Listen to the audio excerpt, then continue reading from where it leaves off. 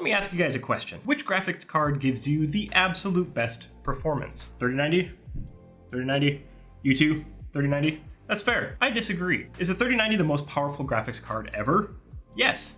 But when it comes to gaming, you can't have a great experience knowing you paid thousands of dollars for a 3090 when the 3080 Ti is half the price. Okay, it's not half the price. It's $300 less than the 3090. But of course, that doesn't reflect the current market. And it's only 5% less on performance. While the 3090 is aimed at consumers with unlimited budgets or miners. The 3080 Ti is the top tier 2080 Ti replacement that we've been waiting for. So you're convinced that this is clearly the best option right now for a frame-spitting monster. Which one do you get? Well, if you want the most...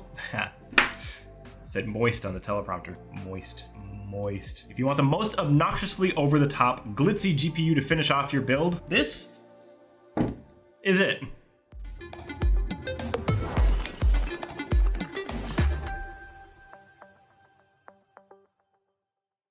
I gotta say, Palit, your design team has taken a leap on this one. Just like the days of the Trident Z Royal Memory, either you love it or you hate it.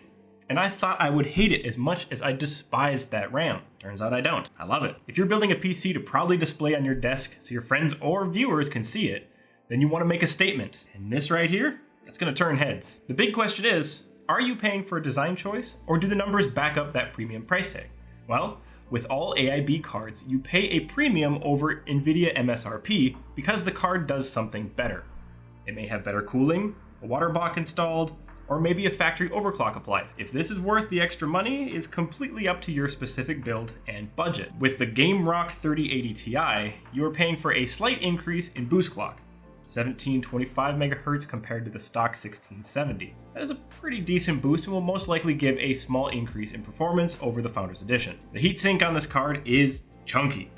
That's putting it mildly. It's thick. This massive amount of cooling capacity keeps this card at 57 degrees Celsius under full load using the stock fan profile. Power for this card is delivered by 3 8-pin connectors and it can draw up to 400 watts, which is 50 higher than the Founders Edition card. It is a bit longer at 305 millimeters and a bit taller at 136 millimeters. This is also a 2.7 slot card compared to the 2 slot thickness of the Founders Edition. One word of caution when you're getting a card like this is to make sure that it can fit, because as you can see, it's large. When you compare it against a 2080 Ti, it is significantly larger. So make sure that your case supports these dimensions. As with pretty much all of the 30 series cards, you have a HDMI 2.1 connection as well as 3 display ports. There is also a BIOS switch that you can move back and forth between performance and silent, although because this has 0 dB fans and a pretty beefy cooling solution, I find that you might as well just keep it in performance mode, because even if these fans do have to ramp up, they're still pretty quiet. And at no point during testing did I see those fans ramp up to anywhere close to 100%.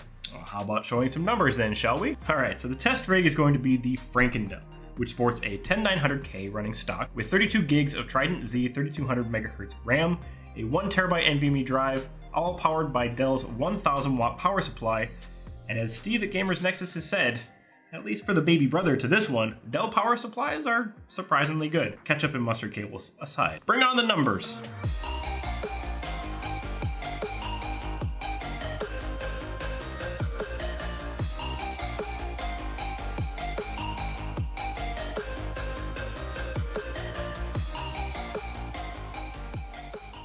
You can see from those benchmarks that this is a solid performer, regularly hitting pretty close to 3090 frame rate in most titles. So what would it take to get this up to 3090 speeds? Well, let's find out. And remember, mild overclocking like this is not going to hurt your graphics card. It is going to unlock your card's full potential.